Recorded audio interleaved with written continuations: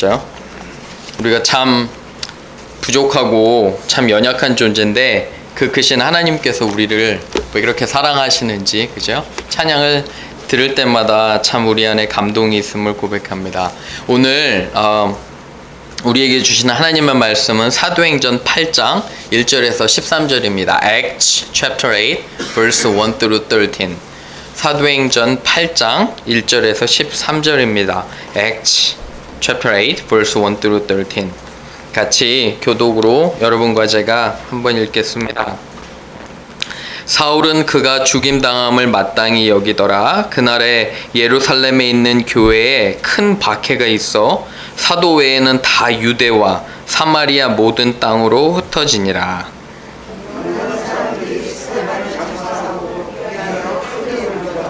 사울이 교회를 잔멸할새 각 집에 들어가 남녀를 끌어다가 옥에 넘기니라.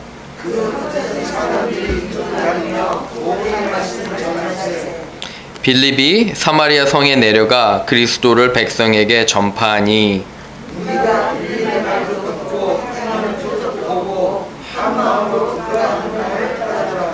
많은 사람에게 붙었던 더러운 귀신들이 크게 소리를 지르며 나가고 또 많은 중풍병자와 못 걷는 사람이 나으니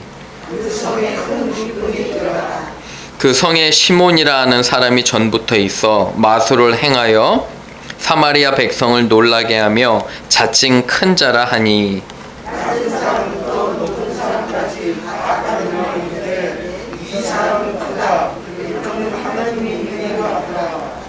오랫동안 그 마술에 놀랐으므로 그들이 따르더니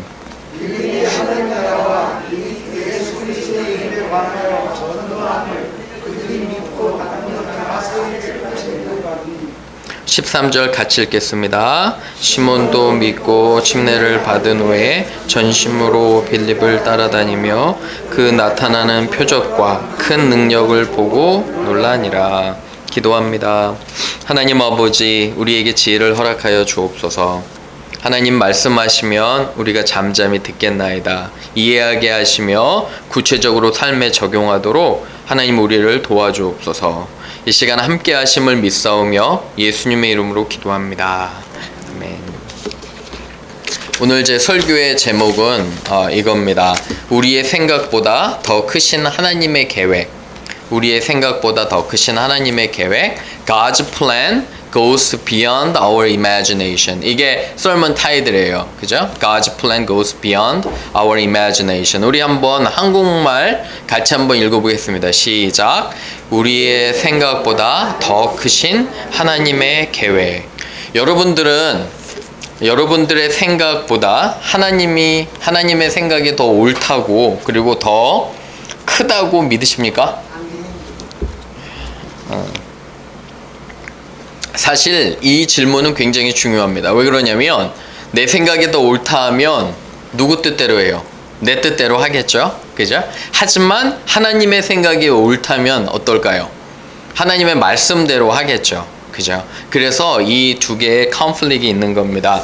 여러분, 지금은 비행기를 타지 못해요. 하지만 비행기를 예전에 탈 때를 한번 생각해 보세요. 비행기 타고 올라가면 우리 사는 데가 어떨까요? 굉장히 작죠. 그죠? 그리고 아주 우리는 그런 좁쌀도 아니에요. 모래도 안 돼요. 그죠? 아주 작은 보이지 않는 아무런 그런 의미도 없는 존재인 것을 발견하게 됩니다. 제가 예전에 아이들 어렸을 때 이 영화를 봤습니다. 혹시 보셨나요? Bug's Life. 그죠? 곤충의 삶 그런 거에 번역을 해보면 그죠? 벌레의 삶인데 참 재밌게 느꼈던 건 두 그룹이 싸웁니다. 개미 그룹과 메뚜기 그룹이. 그죠? 개미가 좋은 편이겠죠? 메뚜기들이 개미가 모아놓고 그런 양식들을 다 뺏어 먹습니다. 그리고 영토까지 뺏으려고 해서 개미는 열심히 뭐 할까요? 그걸 막아요. 그죠? 그 안에 영웅이 탄생합니다. 멋있는 영웅이 탄생해서 이렇게 하는데 제가 이 영화를 줄거리는 기억 못하는데 마지막 장면을 기억합니다. 카메라가 뒤로 이렇게 천천히 빠집니다.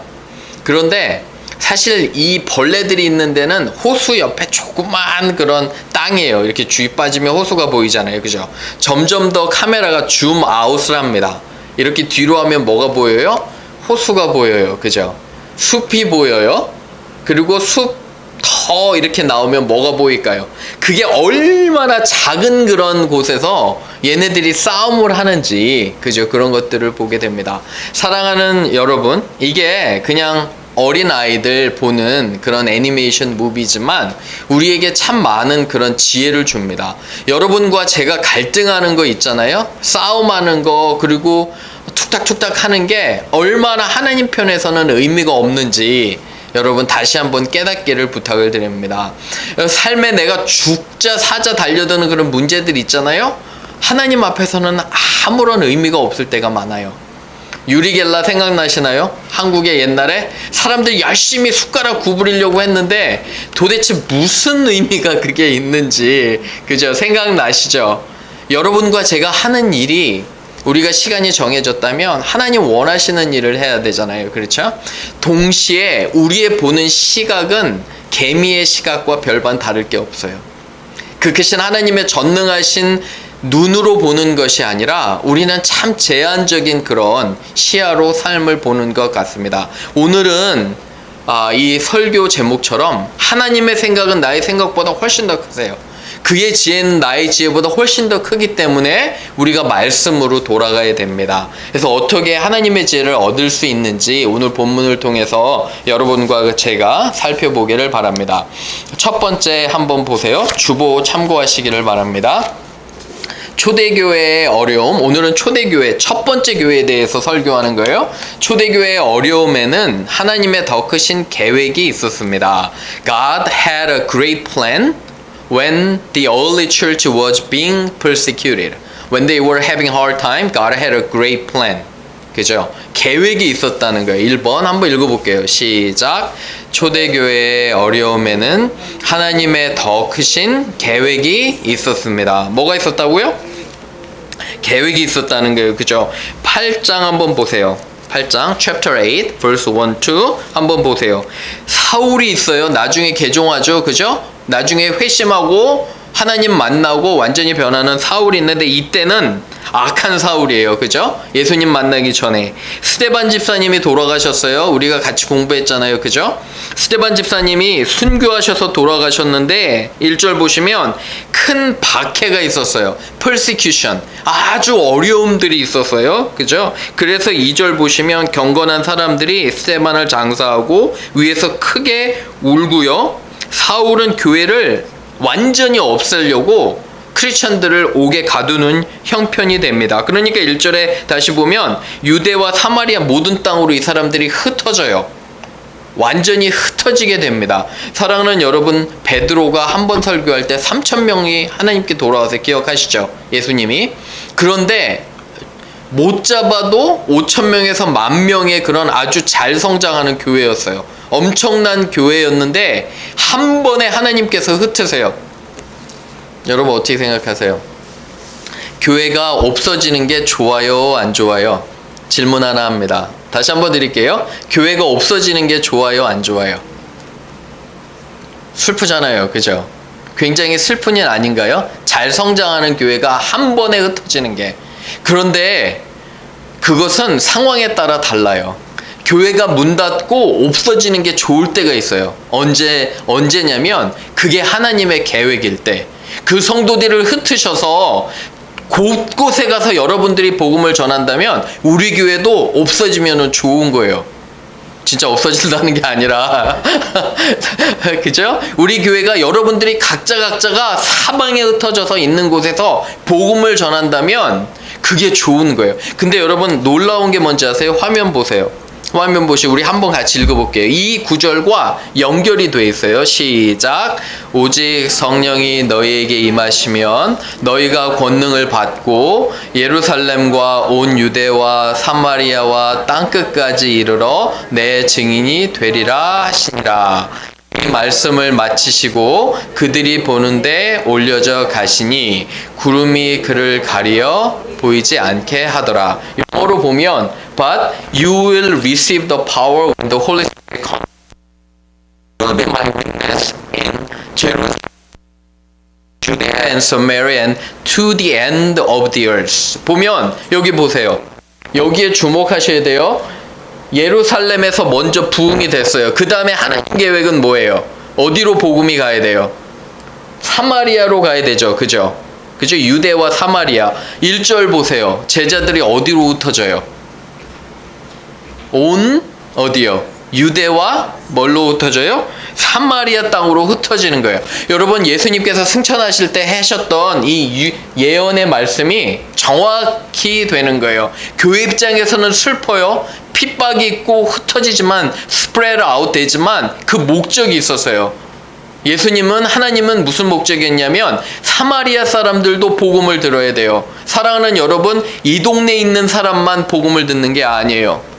전 세계 모든 사람이 들어야 되고, 그래서 저는 제 마음 안에 깊은 감동이 있어요. 사랑하는 여러분, 우리 교회가 작지만 지금부터 총력을 다해야 되는 게 뭐냐면 주님의 지상명령 다시 돌아가서 많은 선교사님들을 더 도와야 돼요. 그러면 하나님께서 우리 교회를 훨씬 더 축복하실 줄로 믿습니다. 그렇죠? 흩어지는 거 슬퍼요. 그죠? 지금 당장 비극적이에요. 하지만 하나님의 놀라운 계획이 있어요. 여러분의 삶도 마찬가지예요. 여러분들이 조금 힘들고 혹시 어려움을 겪을지 몰라요.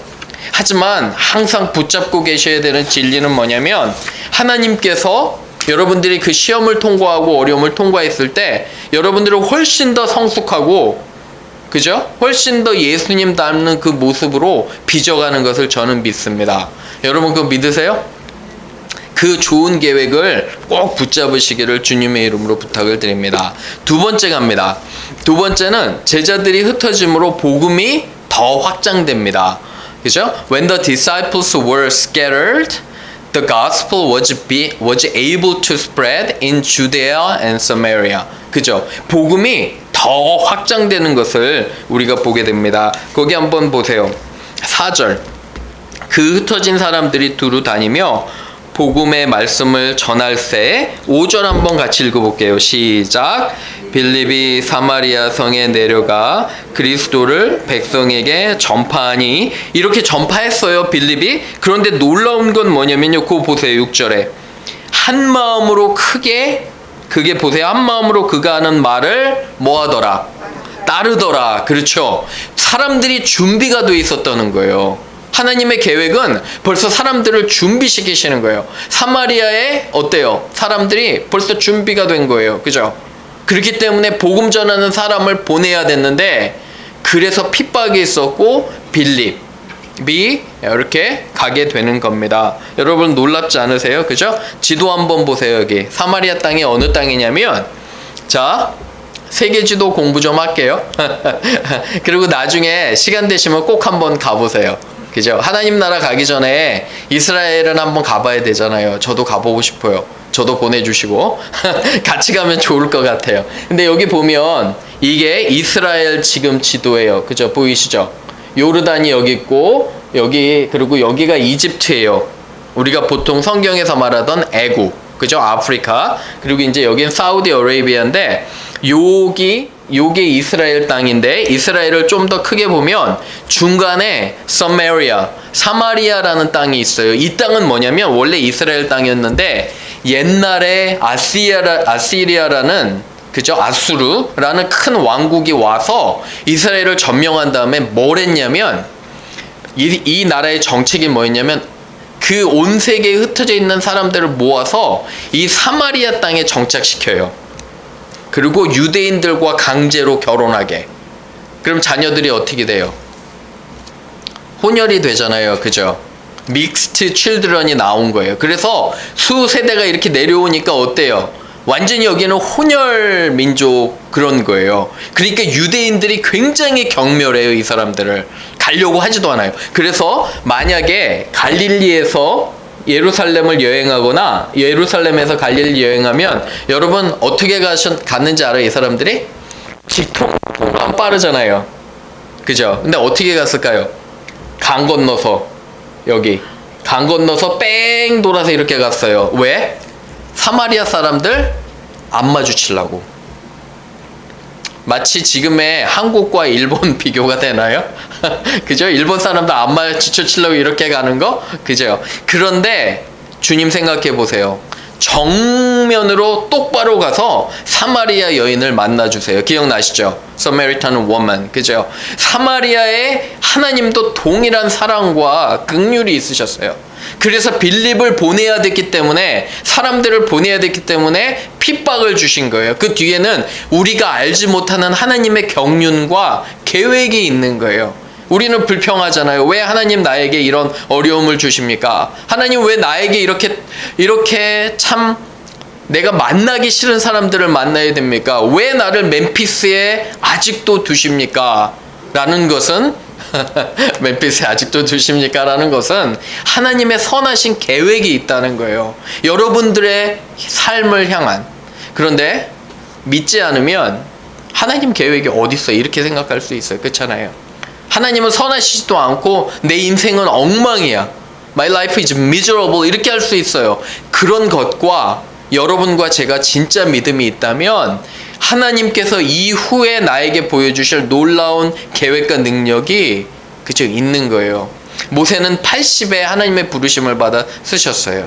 나이 상관없어요. 그리고 내가 있는 곳 별로 상관없어요. 하나님께서 쓰시려면 꼭 기억하시기 바래요. 복음이 그래서 전 세계로 흩어지는 거예요. 그 다음에 사도행전 다음 장에 보면 누가 등장을 해요? 드디어 바울이 등장해서 바울은 어디까지 가요?